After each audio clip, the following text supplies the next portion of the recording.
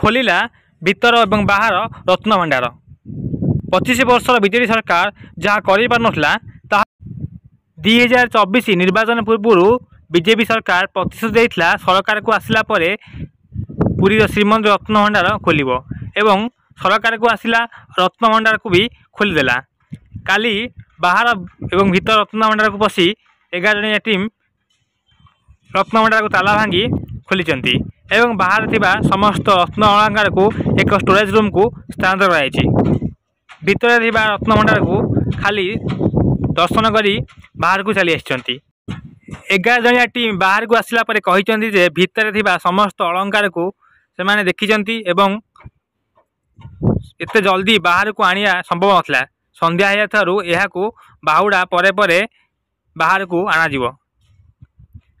समस्त कार्य एसओपी अनुसार होइतिबारु से कहले।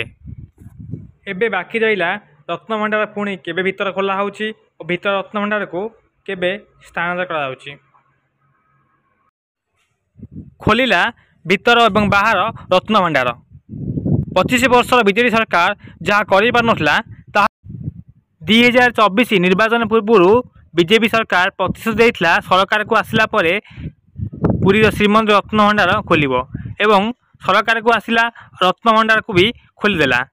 काली बाहर एवं भीतर रत्न भंडार को पशि 11 जणिया टीम रत्न भंडार को ताला भांगी खोली एवं बाहर थिबा समस्त रत्न अलंकार को एक स्टोरेज रूम को स्थानांतर कराई।